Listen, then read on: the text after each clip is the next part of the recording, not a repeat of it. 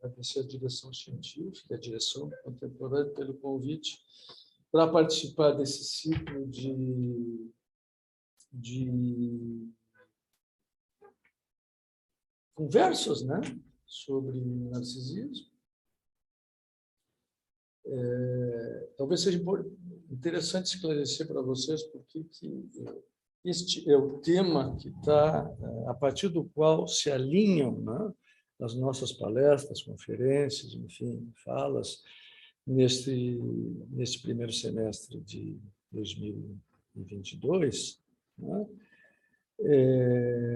Ele está intimamente relacionado com... Olá, doutora. Ele está intimamente relacionado com digamos, a perspectiva da nossa formação psicanalítica, e conforme vocês sabem já, certamente, ela teve seu início no segundo semestre de 2021. Foi quando nós fizemos as primeiras reuniões de apresentação, né,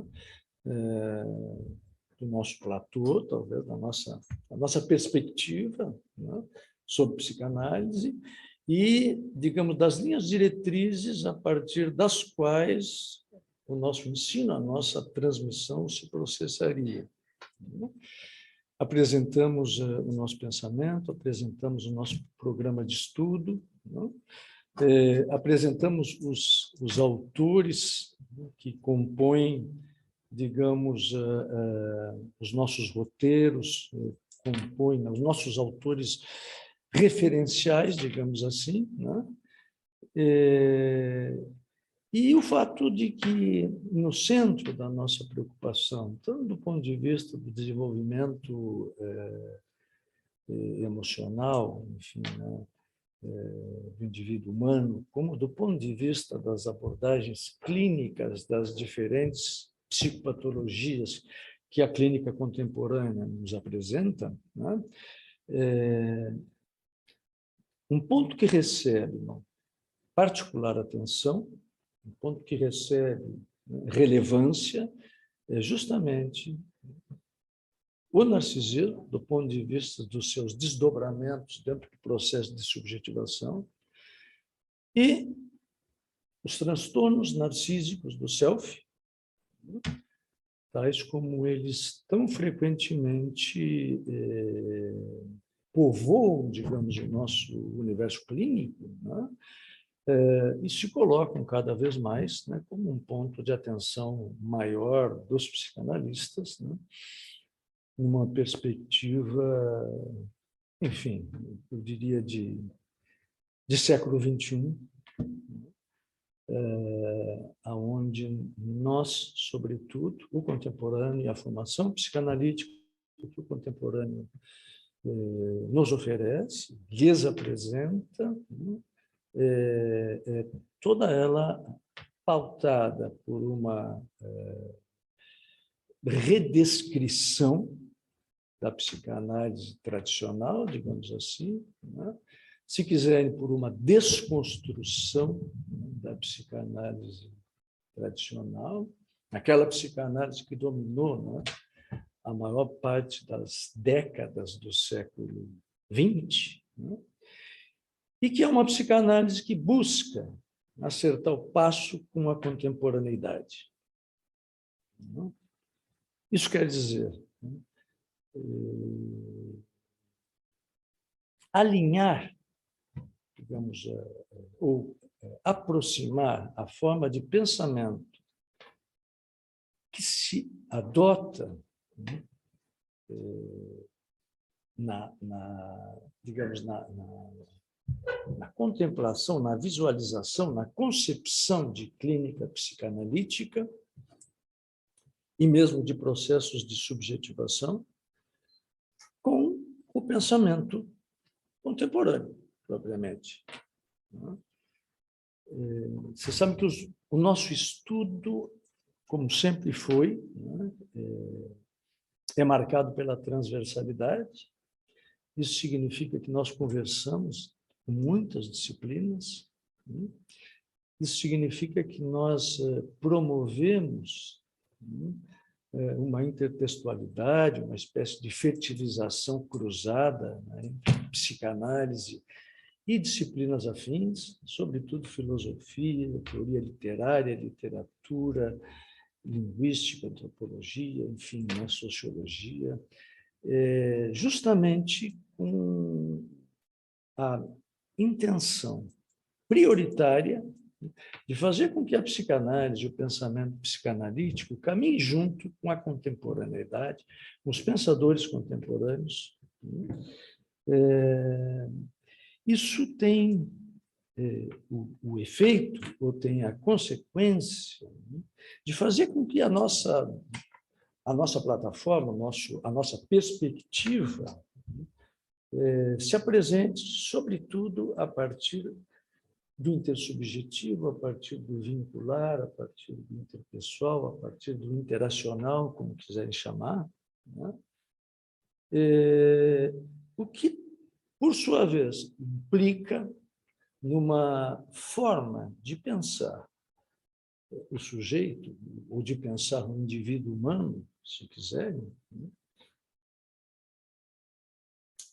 Como um ser em relação, como um ser no mundo em relação com os outros. Ou seja, a partir dos conflitos, sobretudo, que se estabelecem nessas relações que se dão com os outros sujeitos, portanto, a perspectiva é intersubjetiva, né? Ou seja, nós vivemos um tempo em que a nossa ideia, e mesmo, né, os significantes se alteram, expressões do tipo relação de objeto, né, são algumas formas de se referir às relações humanas que começam a nos parecer um pouco inapropriadas. Né?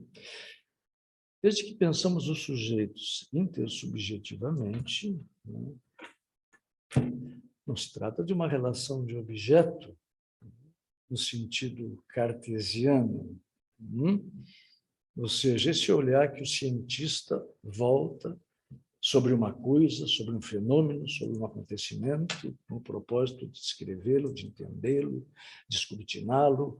Não. Se nós concebemos a psicanálise contemporânea como intersubjetiva, e se nós entendemos o sujeito humano como um ser no mundo com os outros, essa perspectiva mais fenomenológico-existencial, né, digamos assim, de forte inspiração heideggeriana, por exemplo, né, e que, de alguma forma, inspira todos os outros autores, né, dos quais nós nos servimos e a partir dos quais nós alinhamos os nossos roteiros de leitura, de transmissão, né? É necessário que a gente reveja não apenas os significados, mas os significantes. É necessário, significa dizer que a gente reveja também a nomenclatura, a terminologia da qual a gente se serve para falar em psicanálise agora, né? Enfim, entrando na terceira década do século XXI, né? Onde a ênfase não está mais colocada, digamos, na conflitiva intrapsíquica propriamente, né? Essa ênfase que há 100 anos atrás foi dada por Freud e por todos os autores e pensadores da psicanálise, que nós conhecemos como uma ênfase metapsicológica, né? Mas, hoje, né, esse realce é dado àquilo que se passa entre sujeitos, né? Aquilo que povoa o universo das relações, o campo das relações, a partir do momento em que um sujeito é ativado pela presença do outro. Em que um sujeito é convidado a pôr-se, a colocar-se, né, a partir da presença do outro. E entendemos que os conflitos são esses. São os que povoam, os que atravessam, os que compõem essa relação. Vejam que isso implica em mais uma, digamos, mais um deslocamento de perspectiva, né? E mais uma diferença, se assim podemos dizer, né, que põe em questão o fato de que o sujeito carregue seus conflitos dentro de si, esteja onde estiver, esteja com quem estiver. Carregue o seu inconsciente junto consigo, para qualquer lugar aonde se desloque. Não, entendemos que as coisas acontecem, que as coisas se mostram, que as coisas se deixam ver a partir do momento em que há dois sujeitos que se aproximam com o propósito de auxílio, fundamentalmente, de compreensão compartilhada e de auxílio, sobretudo a um deles.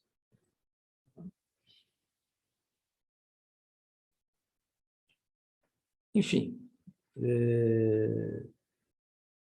que nós hoje nos disponhamos a falar, né, estejamos nos dispondo a falar sobre Ferenczi e Winnicott Lacan. Tivemos no mês passado uma fala da Ângela e do César sobre Heinz Kohut e René Caes, foi isso? Né? Enfim, né, os autores que, como você sabe, um deles é essencialmente voltado para as questões narcísicas, o outro essencialmente voltado para as questões relacionais ou vinculares. Né? Bom, essa é efetivamente a nossa proposta, a nossa perspectiva, a nossa ideia de proposição, né, de alguma coisa que se possa entender como transmissão psicanalítica, como formação psicanalítica, né, que do ponto de vista da sua forma, do seu formato, vamos, adota uma feição muito parecida daquela que nós encontramos nas instituições oficiais, né, as instituições pertencentes à IPA. Né. Você sabe que hoje a psicanálise não tem mais dono. Né? A psicanálise hoje não pertence a uma única entidade. Né?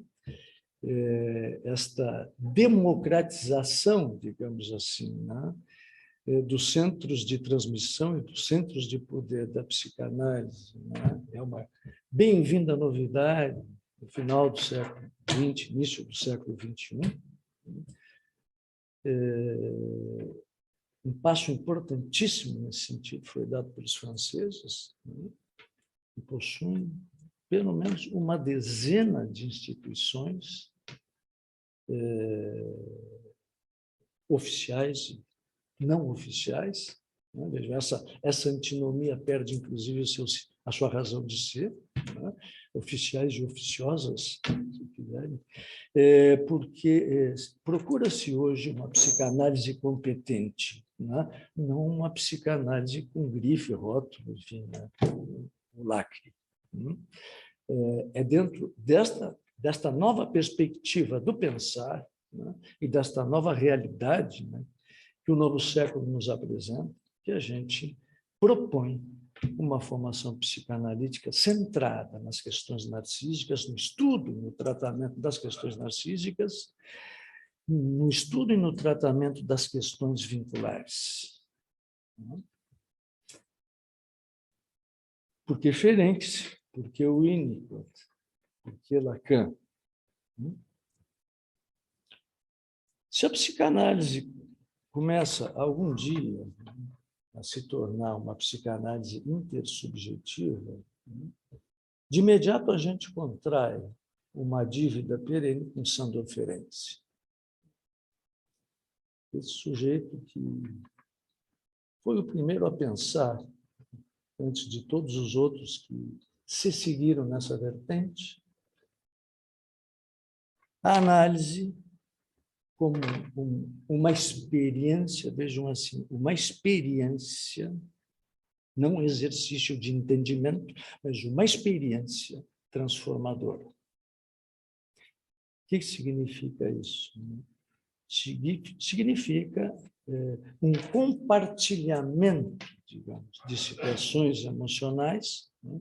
Um esforço conjunto de ambas as partes no sentido de poder dar sentido a essas situações emocionais, acontecimentos emocionais, ou experiências, se vocês quiserem, onde justamente esse modelo anterior, né, esse modelo mais tradicional, que caracterizava, digamos, né, uma forma de relação bancária, né, onde uma parte debitava e a outra parte creditava, e nós passamos por uma relação que invoca, implica, né, convoca forças de ambas as partes, um compromisso de ambas as partes, no sentido de poder, antes de tudo, favorecer a ocorrência, o acontecimento, a experiência propriamente dita, e logo a compreensão daquilo que se passa ali,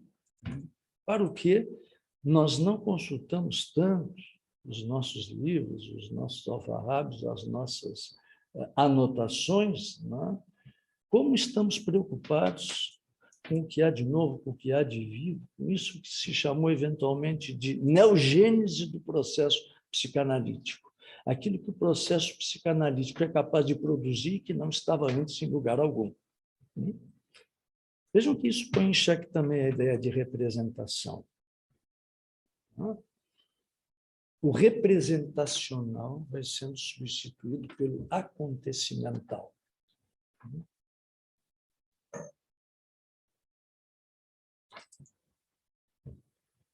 A mudança da terminologia, a qual eu me referia antes, que faz com que determinadas expressões deixem de ter lugar nesse discurso que cada vez mais é o que a contemporaneidade adota e que, com certeza, afasta o pensar psicanalítico de uma perspectiva metapsicológica estricto sensu.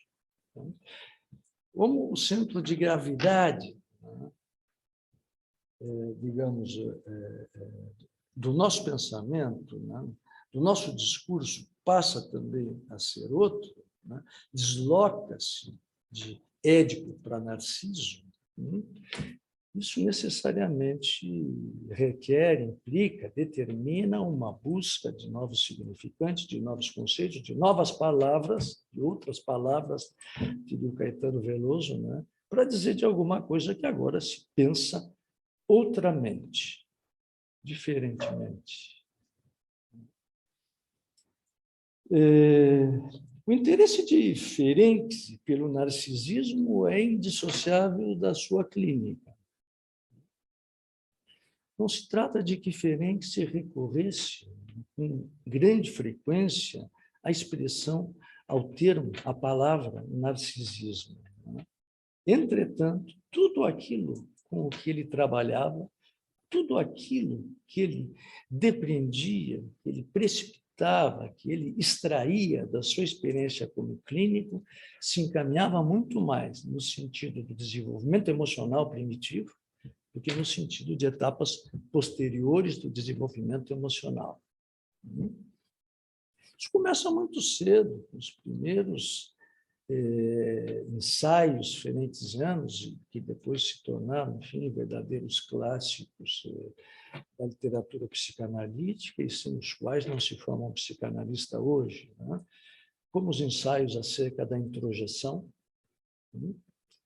como os ensaios acerca dos estágios constitutivos da realidade na experiência emocional psicossomática do bebê, a perspectiva monista ferenciana, imanentista, ou seja, o sujeito derrama-se sobre o mundo, ao modo de, enfim, um transbordamento. Esse sujeito que é movido por uma força vital transborda sobre o mundo, cria o mundo, colore o mundo com as suas cores, e se relaciona com este mundo que ele foi capaz de inaugurar. Essa é uma descrição onde a problemática narcísica está colocada de antemão. Não é possível pensar em introjeção nos moldes ferencianos, sem que se suponha um transbordamento narcísico do sujeito, originário, imanente, né, a partir do qual alguma coisa que posteriormente será denominada mundo, passará a fazer sentido como mundo para ele, né, possa ser pensada. Então, a partir dos estudos sobre introjeção e projeção, sobre as patologias implicadas, em todas as situações onde esta criação de mundo introjetiva por parte do bebê, do neonato, né, do infância, né, não recebesse uma boa acolhida do ambiente, uma boa acolhida da família, né, não fosse endossada de alguma maneira, né, pelo grupo que o recebe, né, essa ideia de que esse descompasso, esse mal-entendido, ou seja, essa impossibilidade de comunicação inicial poderia produzir uma sorte de dano, um tipo de dano, né, de fratura, de dissociação do self nas suas etapas mais iniciais, ao que Ferenc se referia como a clivagem narcísica do eu. E a partir dessa clivagem narcísica do eu, dessa ofensa narcísica inicial ao eu, que Ferenc vai estudar toda a questão do traumatismo. Trauma em Ferenc significa exatamente isso. Algum excesso, alguma desatenção, algum descompasso, alguma dissintonia por parte do ambiente com a criança que se encontra em situação de criar o mundo através da introjeção, e que não encontre no mundo uma acolhida empática para esse gesto inaugural da sua subjetividade.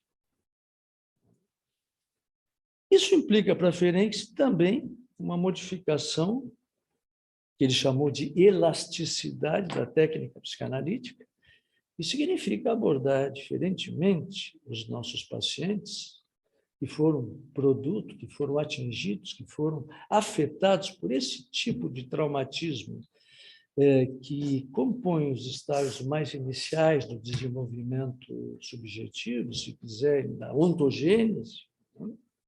E preparar uma situação, um ambiente, né? Uma acolhida para esses pacientes, né?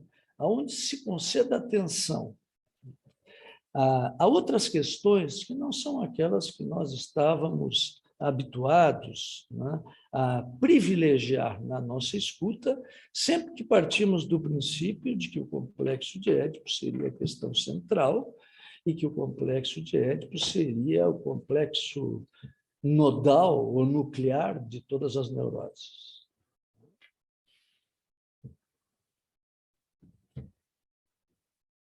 É também Ferenc que vai começar a nos chamar a atenção pela primeira vez para os fenômenos contratransferenciais e que vai recomendar uma atenção permanente por parte do analista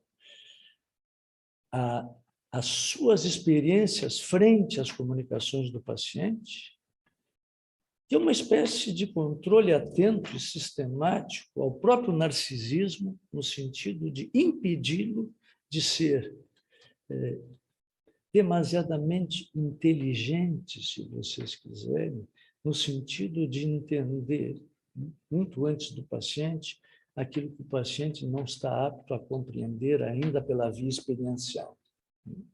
Então, desde diferente o que a gente começa a perceber que é um favorecimento da experiência, né? E um progressivo abandono daquilo que a gente entende como entendimento, compreensão, interpretação, etc. Né? Cada vez menos começamos a acreditar que essas formas de intervenção psicanalítica sejam tão mutativas como James Strachey um dia pretendeu, né? Como o próprio Freud pretendeu, né? Uma vez que não há nada pronto, preparado, do ponto de vista conflitivo, do ponto de vista inconsciente, do ponto de vista representacional, esperando para ser compreendido. Não. O que é necessário fazer acontecer e compreender de forma compartilhada é exatamente isso que ocorre aqui nesse momento. Nos dirá Lacan, por exemplo, a análise é uma experiência do presente.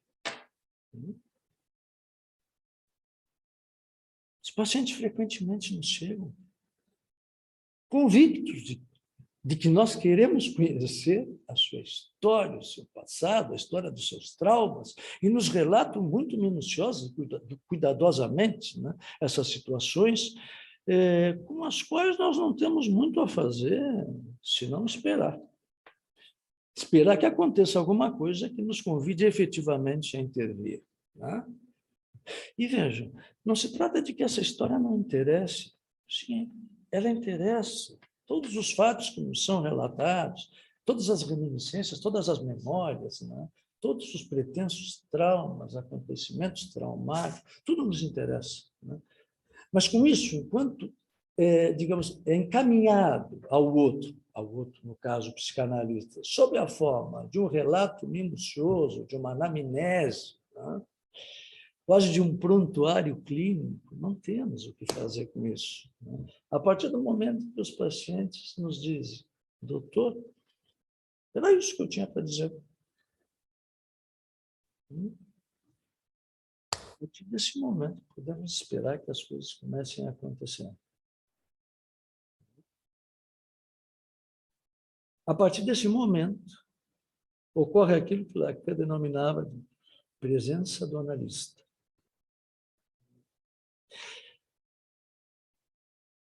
Presença do analista demarca o início da transferência psicanalítica, propriamente dita, tanto quanto demarca o início da resistência em psicanálise.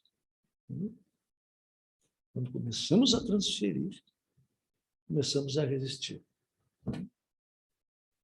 E assim é. E assim esperamos que seja.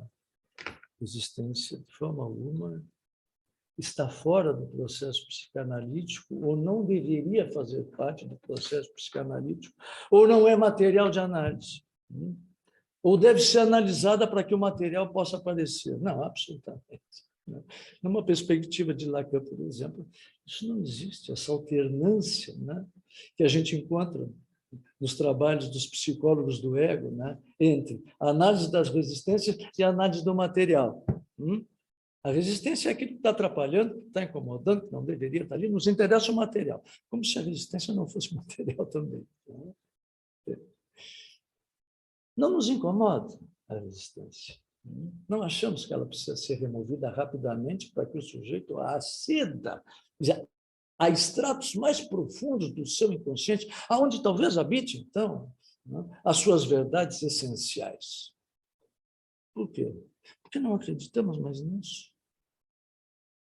Acreditamos que as verdades são aquelas que se darão a conhecer aqui e que, inclusive, receberão nome aqui.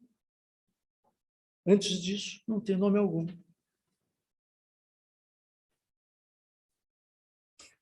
O Winnicott é alguém que desenvolve, né, a sua imensa obra, né, imensa e importante obra, né, disse hoje, como dizia lá John Shertock uma vez para Joyce McDougall, numa discussão num centro de estudo e pesquisa em psicanálise, dizia, Joyce McDougall como todo mundo, é unicottiana hoje.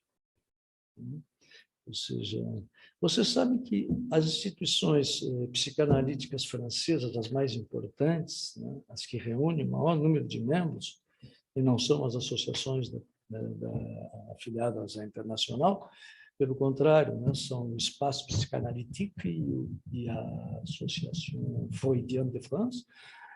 Essas duas instituições imensas estudam diferentes, Winnicott e Lacan. Assim formam os seus psicanalistas.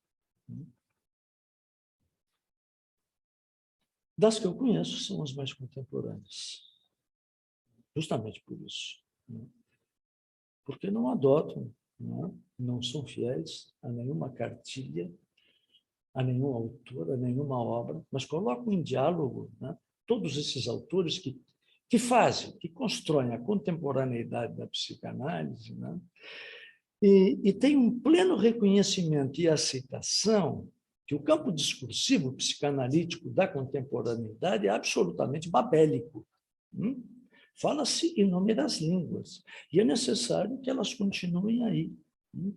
Não se pode desconhecer, não se pode escrotomizar, não se pode desmentir, não se pode renegar, né, a existência de discursos paralelos que não nos permitem falar em paradigma. Paradigma, como você sabe, né, segundo Thomas Kuhn, é o compartilhamento universal no meio científico de determinadas verdades ou enunciados acerca de determinado fenômeno. Isso não existe em psicanálise. Nós até podemos pensar assim, que cada discurso psicanalítico pretende unificar, ou homogeneizar o campo, né, psicanalítico de forma a tornar o seu preponderante. Mas essa é uma ambição, é uma pretensão fadada ao fracasso. Porque em psicanálise existem inúmeras línguas, falam-se inúmeras línguas, e todas essas línguas continuarão a ser faladas. Entre elas, nós fizemos um recorte. Nos interessa, na formação psicanalítica do contemporâneo, escutar a fala de determinados autores, selecionar determinadas linguagens que, a nosso ver, meu, César, da Ângela, né, fazem a contemporaneidade da psicanálise. E são esses autores, e são essas obras que nós selecionamos exatamente a que nós pretendemos compartilhar com todos vocês que pretenderem ingressar na formação psicanalítica. Né? O Winnicott dizia para vocês, talvez tenha sido, né, o analista contemporâneo mais influenciado por Sandor Ferenczi, né, em todos os níveis teóricos e clínicos. Né? E não por acaso, o Winnicott e Ferenczi são tidos, né, quase que consensualmente, como os dois maiores clínicos que a história da psicanálise conheceu. Porque são autores que partem sempre da experiência. Eu diria, hoje poderia-se dizer, eles são fenomenólogos, né?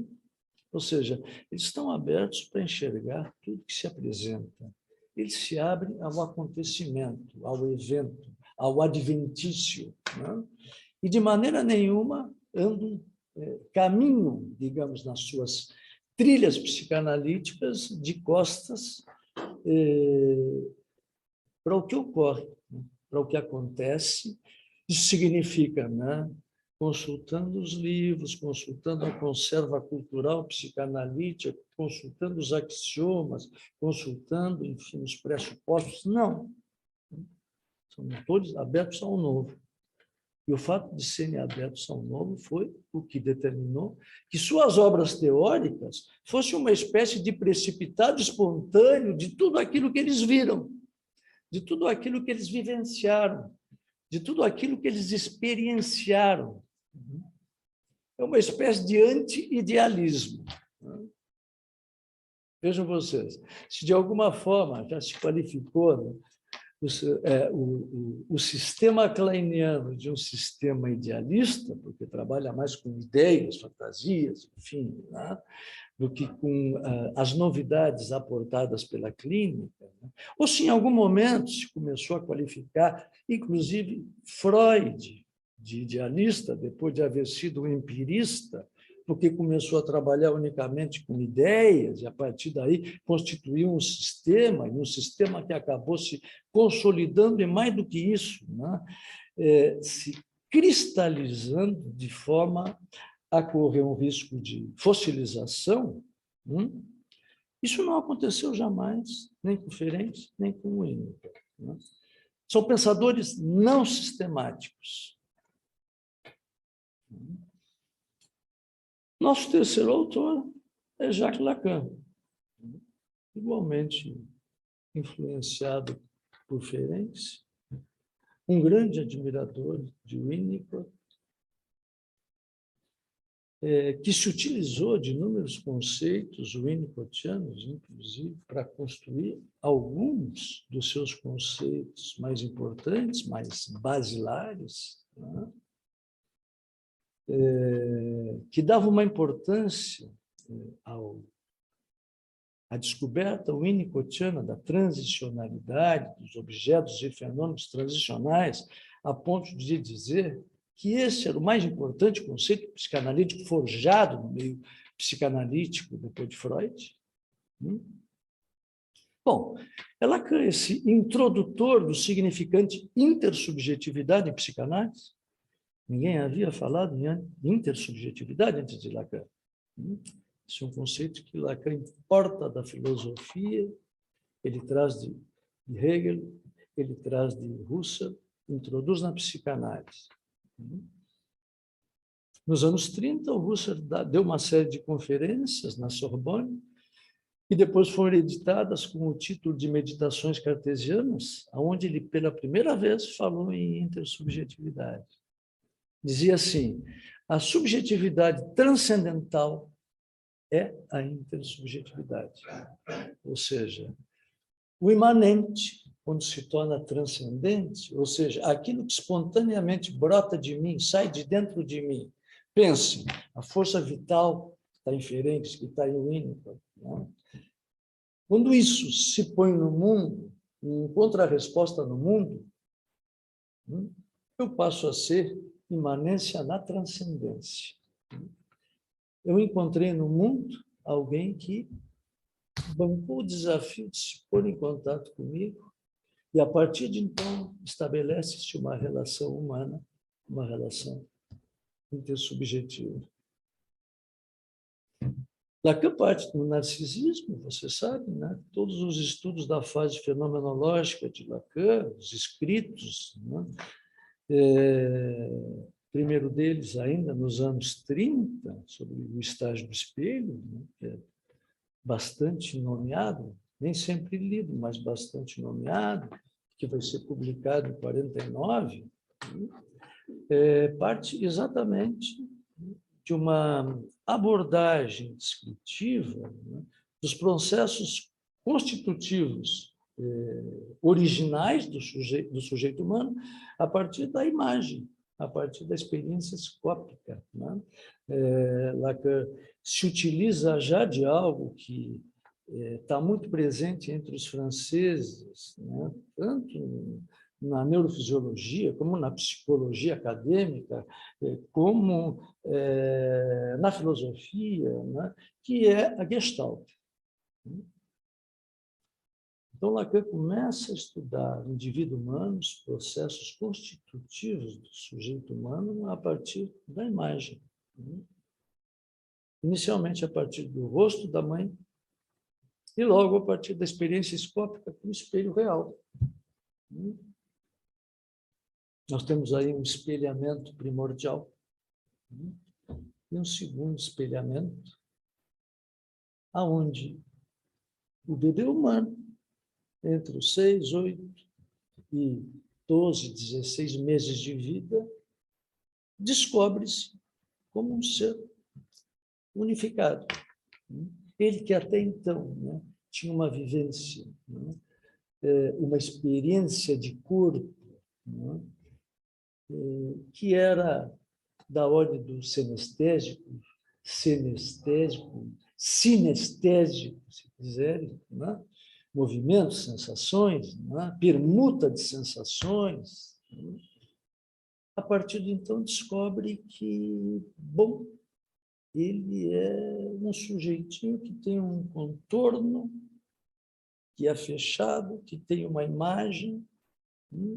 Semelhante àqueles outros que se aproximam e se afastam dele, que se ocupam dele e que o deixam, né? Que assumem inteira responsabilidade pela sua existência, né? Então, é com júbilo, nos diz Lacan, que ele se descobre mais um desses, mais um sujeito humano. Obviamente, com júbilo e com angústia, porque a partir desse momento eu descubro a separação A partir desse momento, eu descubro a finitude. A partir desse momento, eu começo a ser um.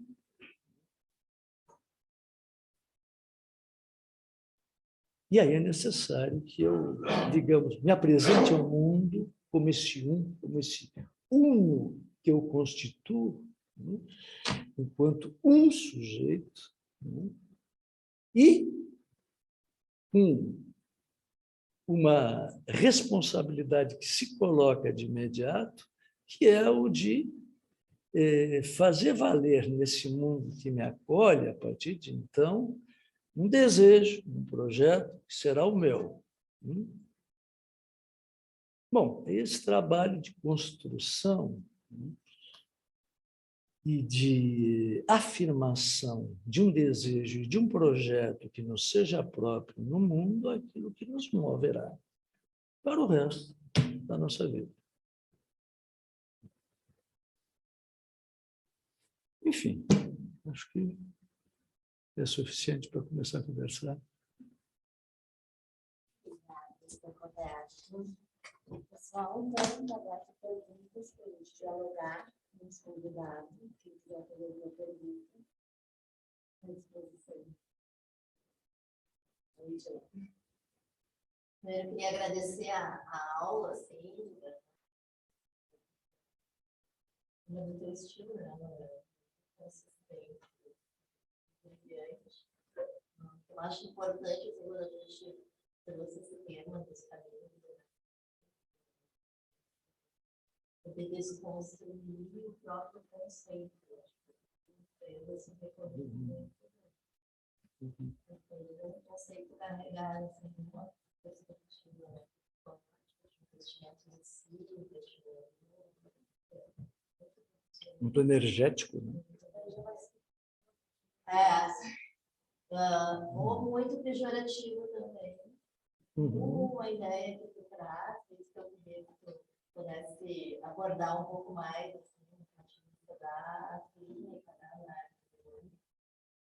Uma ideia da patologia do narcisismo também, do ponto de vista evolutivo. Esse é um outro modelo de pensar, né? Pensamento evolutivo, das fases, né?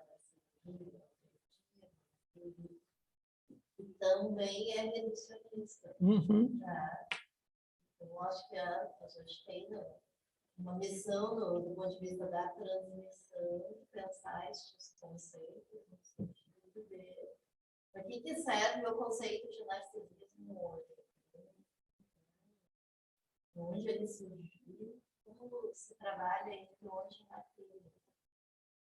Muito desse teu panorama, assim, que tu pudeste também, perspectivas diferentes aí dos autores, né, mais contemporâneos. Eu queria te perguntar, se pudesse falar um pouco mais como é que tu trabalha a questão do narcisismo na clínica. Eu penso que se há algo que é compartilhado por todos os autores, né, que nós tomamos como referências na nossa formação psicanalítica, é a convicção de que, enfim, os problemas do sujeito humano começam no seu primeiro dia de vida. Né? Tudo isso que se passa, né, antes de que eu chegue a descobrir que exista um outro que é diferente de mim, e que um outro ainda que é diferente de mim e do outro, né, e que se estabeleça esse tipo de conflitiva triangular, que Lacan depois dirá, na realidade, quadrangular, né? Porque, diz o Lacan, há um objeto aí que não está em lugar nenhum, né? Há um que circula por todos pela tríade, né? E demarca uma quarta posição, né? Que é o lugar que nós desejaríamos estar, ou seria o objeto do qual nós gostaríamos de nos apossar, que Lacan denominará de falha. Né? Ou seja, isto que circula, que desloca, isso que está sempre em outro lugar, e isso que nos faz também, Ângela, né? considerar nas nossas intervenções esses outros lugares, né, que não são, né, minha relação com o papai, minha relação com a mamãe, ou minha relação com o maninho, enfim, né, essa ideia de que, bom, nós somos multiplicidade, né, um mundo múltiplo, né, isso que nós chamamos de outro em psicanálise não é muito facilmente nomeável. Antes se achava fácil dizer que, né, a transferência agora é com o papai, a transferência agora é com a mamãe. Né? Não nos atrevemos hoje a realizar esse tipo de nomeação. Se o paciente quiser trazer a cena, né, e referir nominalmente um determinado outro que, nesse momento, povoa o horizonte da sua análise, perfeitamente nós acolheremos e entenderemos que, neste momento, se trata deste outro em particular. Mas o outro em psicanálise, de fato, é uma amálgama de outros e de outredades anônimas. Muito difícil dizer, né, aonde se fundamentam, da onde se extraem, né, para onde se endereçam, as identificações, esses outros, né, suficientemente investidos, importantes, relevantes de uma infância, que possibilitaram a constituição de identificações que somam e são processadas e reprocessadas no processo de constituição da nossa personalidade. Muito difícil. Não é? Então, o que nós buscamos, antes de tudo, né, é favorecer a fala e a experiência. Que o analista se torne cada vez mais discreto, como já propunha Michael Balint, né, com a sua ideia do analista anobstrusivo ou não intrusivo, né, tem justamente o propósito de permitir que o analisando constitua esse cosmo, esse microcosmo, né, no interior do qual ele vai desenvolver, talvez, né, as mais extremas e mais intensas experiências transferenciais e relacionais, que ele constitua e tinja isso de acordo com as suas cores, né, e com as suas necessidades. Esperamos que ele nos diga, de fato, com quem conversa. Nos perguntamos, portanto, a cada tanto, quem fala, quem ouve, a quem se dirige. E procuramos nos ajustar maximamente às necessidades narcísicas de um self afetado, de um self perturbado, de um self, em alguma medida, ofendido. Porque vejo que isso é muito interessante. Ferenczi nos diz assim: o intelecto só se põe a trabalhar por conta do trauma. Se não há trauma, não se pensa. O Winnicott nos diz a mesma coisa. Olha, os sujeitos que começam a pensar muito cedo, prematuramente, começam a pensar, porque se não se pensam, não há ninguém para pensá-los, para cuidá-los. Então, desenvolve o quê? Uma cisão narcísica do self, ou uma clivagem narcísica do eu, onde uma parte do eu cuida da outra parte do eu. Isso que nós conhecemos como self-cuidador, o winnicottiano, false self, né? Self-babá, como quiserem chamar. Né? Ferenczi já dizia da mesma maneira. Assim ele explica a clivagem narcísica do eu. Né? Mas dizia isso, né? O intelecto começa, ele é disparado, a atividade intelectual é disparada pelo trauma. Claro que nós sabemos, né, que existem traumas inevitáveis e que são os traumas justamente que vão possibilitar que nós ingressemos no mundo. Isso que o Pierre vai denominar de violência necessária.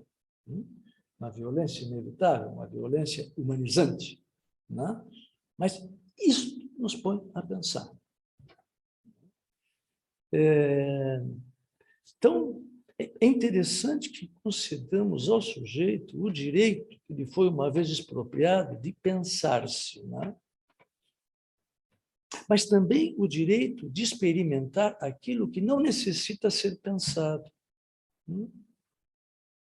E, igualmente, o direito de colocar-se na situação analítica da maneira que pretender. O que faz com que um procedimento do tipo, a regra fundamental, deixe de ter lugar nas nossas relações psicanalíticas, nas relações com os nossos analisandos. Por quê?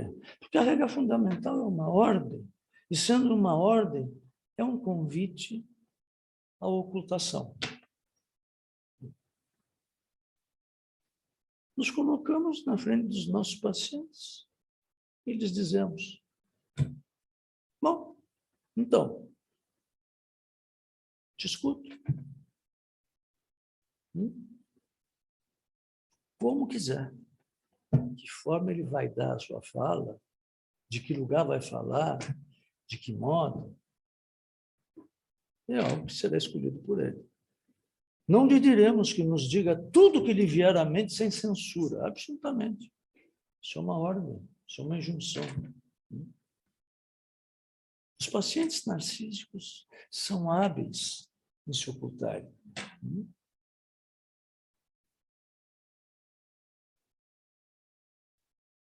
E hábeis em obedecer imediatamente às ordens que recebem. Nós queremos exatamente o contrário disso. E como entendemos hoje que todo paciente é narcísico, o Ruth nos disse muito bem, de forma muito altissonante, por detrás de toda análise edípica existe, a neurose edípica, existe uma neurose narcísica a ser analisada.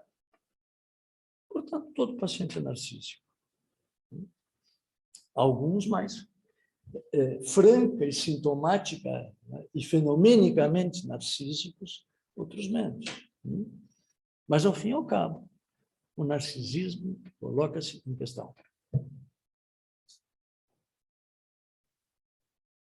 Roberto, isso que tu disse agora sobre dar o direito do paciente experimentar, que não precisa ser pensado, seria da ordem do acontecimento que tu fazemos? Claro, exatamente. Ou da ordem de um outro pensamento, né, Michi? De uma outra forma de pensar, por exemplo. Né? Porque o pensar, tal como nós o concebemos hoje, contemporaneamente, não é o pensamento, o cogito, no sentido cartesiano. Né? Tanto que vocês vejam que autores como Heidegger, por exemplo, tomam cuidado de usar o verbo no infinitivo, o pensar. Não substantivo, não o pensamento, né? Porque o pensamento remete ao cogito, né? Penso, logo sou. Então, o pensar é alguma coisa da ordem do experienciar, tal como a gente compreende hoje, né? Tal como a gente o entende hoje. Né? E, portanto, algo da ordem do vivencial, que lá pelas tantas vai sendo comunicado de uma forma ou outra. Né? Mas não no sentido do diga-me tudo que lhe vier à mente sem censura. Não, isso é uma ordem. Né? Mas, sim, sim, não, pode ser.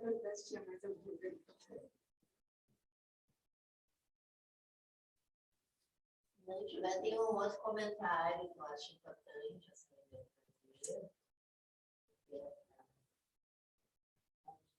muito formulário, no sentido de pensar do ponto de vista do determinismo psíquico.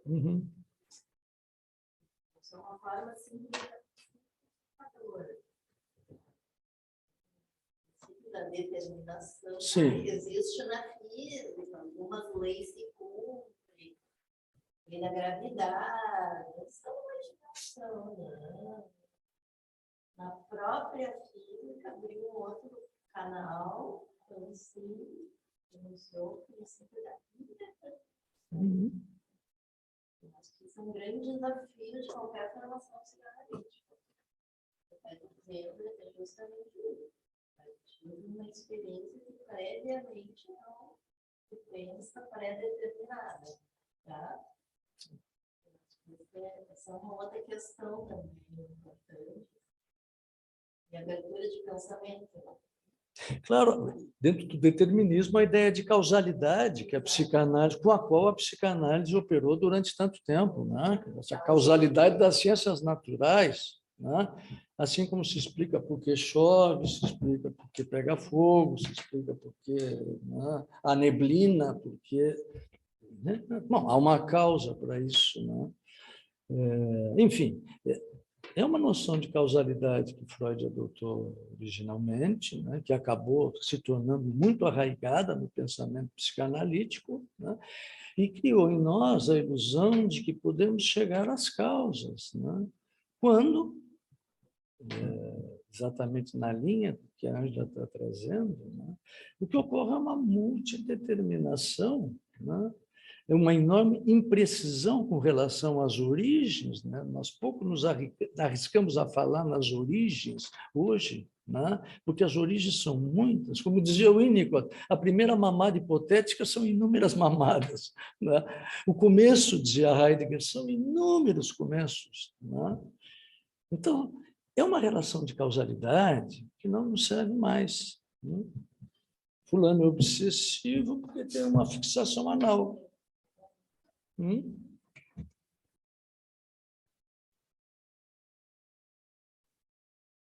Enfim. Só estamos na hora. Quero te agradecer muito, Roberto, mais uma vez pela parceria aqui, pela companhia, pela compartilhar com você também toda a tua sabedoria e conhecimento para a gente. Agradecer a presença de todos vocês, do pessoal que está em casa. Espero que tenham nos escutado tudo certinho. E nos vemos nas próximas reuniões. Obrigado.